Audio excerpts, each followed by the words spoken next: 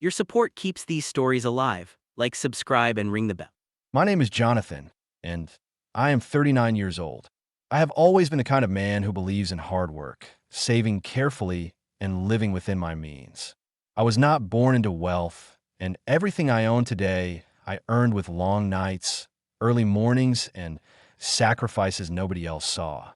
I bought my own home, paid off my debts, and built a small but steady career that gave me security. It wasn't glamorous, but it was mine.my family, however, never saw it that way. To them, I was the responsible one, the reliable brother who could be leaned on whenever someone else made a mistake. My younger sister, Amelia, was the opposite of me. She was spoiled from the start, pampered by my parents, always told she was special and destined for something greater. If she wanted something, she got it. And if she couldn't get it herself, my parents made sure I stepped in. The tension reached its breaking point when Amelia announced she was getting married. She had been dating a man named Eric for less than a year, but my parents acted like he was royalty. The wedding, they declared, had to be the event of the year. They talked about renting out a luxury hotel ballroom, hiring a famous photographer, and bringing a live band. When I heard the numbers, my jaw nearly hit the floor. Over $100,000 for a single night, that first. I thought they were just fantasizing. My parents never had that kind of money, and Amelia certainly didn't. But then came the demand, the one that changed everything. "Jonathan," my mother said one evening, her tone sharp but sugar-coated, "your sister deserves the wedding of her dreams. You're the only one in this family with real savings. It's time for you to step up. You can cover the costs." I stared at her in disbelief. "Cover the costs? Mom, that's over $100,000. That's insane. That's more than I make in 2 years. Why on earth would you expect me to pay for her wedding?" My father chimed in, his voice heavy with disapproval. "Because you're the responsible one. You don't have children, you don't have a wife, you have money sitting in the bank. Amelia's starting her life. This is what family does. We help each other." I felt my chest tighten, anger bubbling inside me. Help each other? Or use me whenever Amelia wants something extravagant? I've worked my whole life for what I have. You can't just decide it belongs to her. Amelia, of course, played the victim. "You're selfish, Jonathan. You'd rather hoard your money than see your only sister happy on the most important day of her life? What kind of brother are you?" Her words stung, but not because they were true, because I realized she actually believed them. In her mind, it was my duty to hand over my savings, no questions asked. When I refused, the fallout was immediate. My mother called me ungrateful. My father said I was turning my back on family. Amelia stopped speaking to me altogether. Within a week, I was excluded from wedding planning, family dinners, even group chats. It was as if I had been erased, banished for the crime of saying no. But what hurt most wasn't their anger, it was their entitlement. They didn't ask me to contribute. They demanded it. And when I refused to bend, they cut me off like I was nothing but a first. I questioned myself. Was I being too harsh? Should I have given them something, at least a small contribution? But then I reminded myself of the truth. This wasn't about love or support. This was about control. About Amelia getting whatever she wanted, no matter who paid the price. I held my ground. I didn't pay. I didn't show up to the endless meetings. And when the invitations finally went out, mine was missing. My own sister, my own parents, had decided I didn't deserve to be part of the celebration that I wish I could say I didn't care. But sitting in my empty house on the day of the wedding, while they were all dressed in their finery, dancing and celebrating without me, I felt a bitterness I had never known before. What none of them knew, however, was that karma was already waiting just around the corner. And when it came, it would hit them harder than they ever imagined. The day of Amelia's wedding came and went without me. I didn't receive an invitation, and I didn't go unannounced. I stayed home, pacing in my quiet living room, imagining the spectacle unfolding across town in that rented hotel ballroom. I pictured the chandeliers, the flowers, the champagne fountains, all the things they said would prove Amelia was special. And even though I had told myself not to care, I won't lie. Part of me ached. Ached because my own family had chosen to erase me, as though I didn't exist. But life has a strange way of settling scores. I didn't need to seek revenge. They were building their own downfall. The first sign came only a week after the wedding. My phone buzzed with a message from a cousin I hadn't heard from in months. You wouldn't believe the disaster at Amelia's wedding. I froze. Disaster? What kind of disaster? My cousin called me and told me everything in a hushed, excited voice. The catering service had botched the order. Half the meals arrived cold. Some were missing altogether. The band showed up late and left early after an argument about payment.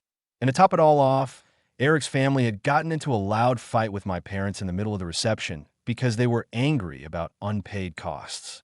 What was supposed to be the perfect night had turned into chaos. Guests left early, whispering behind Amelia's back, rolling their eyes at the spectacle. I remember laughing bitterly when I heard it.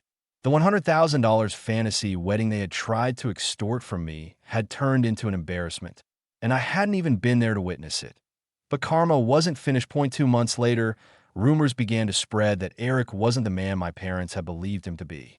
He had debts, serious debts, credit cards maxed out, personal loans unpaid, even a history of gambling. Amelia had hidden it from everyone, insisting he was just going through a rough patch. But the bills piled up quickly. The luxury honeymoon was put on a credit card. The new apartment was furnished on installment plans, and within weeks, they were drowning. One night, my mother showed up at my house unannounced. It was the first time she had spoken to me since the fight about the wedding. She looked tired, her face pale, her voice trembling. "Jonathan," she said softly, "Amelia and Eric, they're struggling. They can't keep up with the payments. Maybe you could help them, just until they get back on their feet." I stared at her in disbelief. After all the names they had called me, after cutting me out of the wedding, after banishing me like a criminal, she had the audacity to come back, asking for money again. Help them? I said coldly. Where was my family when you all decided I wasn't good enough to be at her wedding? Where was Amelia's compassion when she called me selfish? You made your choice, Mom. You chose her greed over my loyalty. Now you can live with it. Her eyes filled with tears, but I didn't budge. For the first time in my life, I stood my ground without guilt. She left that night empty-handed. Over the following months, things got worse for them. Amelia's glamorous life crumbled. Creditors began calling the house. Eric's temper flared, leading to screaming matches that neighbors could hear through the walls. My father even had to dip into his retirement savings to bail them out once, leaving my parents resentful and angry. The family that once exiled me was now tearing itself apart. Meanwhile, I lived quietly, steadily, my savings intact, my home peaceful. And though I didn't celebrate their suffering, I couldn't ignore the irony. They had banished me for refusing to fund Amelia's dream wedding. And yet here I was, stable and secure. While they were sinking deeper into the mess they had created at IT was then I realized, karma doesn't need help. It doesn't need revenge or elaborate plans. It simply lets people choke on the consequences of their own choices. But as Amelia's problems grew, so did the tension within the family. And before long, I would be pulled back into the storm, not as a savior, but as the final witness to their downfall. By the time 6 months had passed since Amelia's wedding, the cracks in her perfect life had widened into canyons. Word spread quickly through the family. Even though my parents tried to hush it up, Eric's debts weren't just personal loans anymore. They were now legal cases. He had creditors chasing him, collection agencies leaving letters at their door, and his name was whispered around town with disdain. Amelia, who once strutted around like a queen, was suddenly dodging phone calls and ignoring knocks at the door. I learned all of this not because they told me directly. They wouldn't dare after the way they treated me, but because other relatives couldn't resist gossip. Some were gleeful, others sympathetic, but all of them said the same thing. Amelia and Eric were drowning. IT wasn't long before the storm reached me directly. One Saturday morning, I was having coffee in my kitchen when I heard a knock at the door. I opened it to find my father standing there. His hair looked grayer, his shoulders slumped. It had been nearly a year since he last visited me, and that was to tell me how selfish I was. "Jonathan," he said quietly, "can we talk?" We sat in the living room, the air thick with unspoken words. Finally, he sighed. Your sister and Eric, they're in serious trouble. They could lose their apartment. Eric might even face charges. Your mother and I have already given them as much as we can. We're out of options." I stayed silent, letting him squirm. He looked at me the way a man looks at the last lifeboat on a sinking ship. "You've always been the responsible one," he continued. "You have savings. You could help them get out of this hole. Just a loan, something to keep them afloat until they recover." I laughed, cold, bitter, and louder than I intended. "A loan? You mean like the $100,000 you demanded from me for Amelia's wedding? The one I was exiled for refusing to pay? And now, after cutting me out of your lives, you come crawling back asking for more." He flinched but tried to keep his composure. "This is different. This is family. They need you." I leaned forward, my voice sharp. "Where was family when you all decided I wasn't welcome at her wedding? Where was family when you let Amelia call me selfish, when you both turned your backs on me? No, Death. You made your choice. Now live with it." For once, he had no retort. He left quietly, his shoulders sagging even lower than when he arrived. Over the next few weeks, my phone lit up constantly with calls from my mother. Sometimes she begged. Sometimes she scolded. Sometimes she even tried guilt. "If you were a real son, you'd help us." But I ignored them. I had finally learned that their version of family was just another word for exploitation. Then came the breaking point. One evening, I got a call from my cousin again. "Jonathan," he said, "you're not going to believe this. Amelia and Eric had their car repossessed, right in front of their apartment building. Everyone saw it." I closed my eyes, shaking my head. Amelia, who once bragged about her perfect life, was now the subject of whispers and pity. It was a brutal fall, and in some ways, it felt inevitable. But karma wasn't finished. Eric lost his job after his employer discovered his financial mess. Amelia had to take work at a boutique just to cover groceries. The lavish lifestyle she dreamed of was gone, replaced by nights of ramen noodles and overdue bills. My parents, humiliated and drained of their savings, began to resent the very daughter they had once worshipped. Arguments broke out constantly, and relatives stopped defending them. Through it all, I stayed quiet. I didn't gloat, I didn't lecture, but inside me was a growing sense of justice. They had banished me for refusing to fund Amelia's fantasy. And now, stripped of money and pride, they were living a nightmare of their own making. Still, part of me wondered how far it would go. How much more would they lose before they realized the truth? That their greed had destroyed them? I didn't have to wait long to find out, because the real collapse, the one that would leave them shattered, was still on its way. By the time a full year had passed since Amelia's wedding, the family I once knew was unrecognizable. The perfect image my parents tried to build around my sister had collapsed completely. The rumors about Eric's debts were no longer rumors. They were headlines in the local paper. His creditors had filed lawsuits. Court summonses arrived at their door weekly. The once proud, golden couple of the family had become a cautionary tale. I heard all of this through whispers from relatives and the occasional late-night phone call from my mother. She never apologized, never admitted fault. Instead, she twisted the story so that somehow I was to blame. "If you had just helped with the wedding," she would sigh, "maybe none of this would have happened." The logic was absurd, but it showed me how deep her denial ran. The breaking point came one chilly evening in November. I was at home reading when I heard a frantic knock at the door. When I opened it, I found Amelia standing there. Her hair was disheveled, her makeup smeared, and her expensive coat looked out of place on her trembling frame. For the first time in my life, she looked small. "Jonathan," she whispered, her voice cracking. I didn't know where else to go. I let her in reluctantly, the smell of cigarettes and cheap perfume following her. She sat at my table, her hands shaking. For a moment, neither of us spoke. Then the dam broke. "Eric's gone," she said through tears. "He left, packed a bag, took what little money we had left, and disappeared. I don't even know where he is. The creditors keep coming after me now. They say I'm responsible too. I don't have anything, Jonathan. I'm broke. I can't pay the rent. I can't even buy groceries. Please, please, I need your help." Her words might have once melted my heart, but not now. Not after everything. I sat back in my chair, staring at her, remembering the day she called me selfish, remembering how my parents had banished me, how she had laughed at the idea that I wouldn't pay for her wedding. You need my help? I said slowly, my voice firm.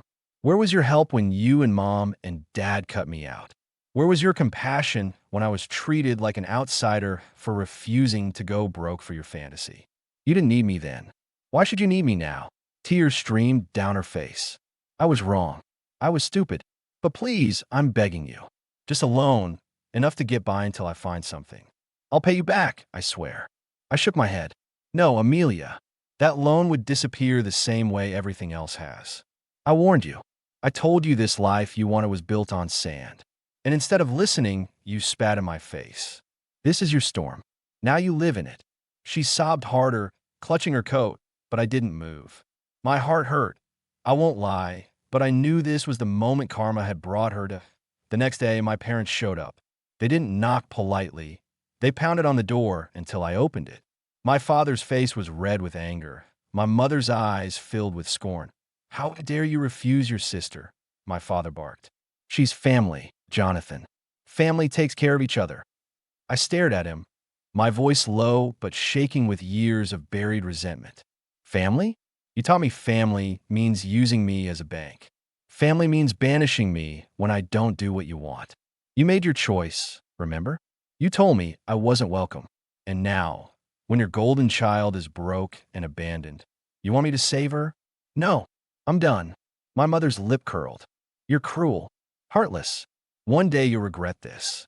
I stepped closer, my voice cold. No, Mom.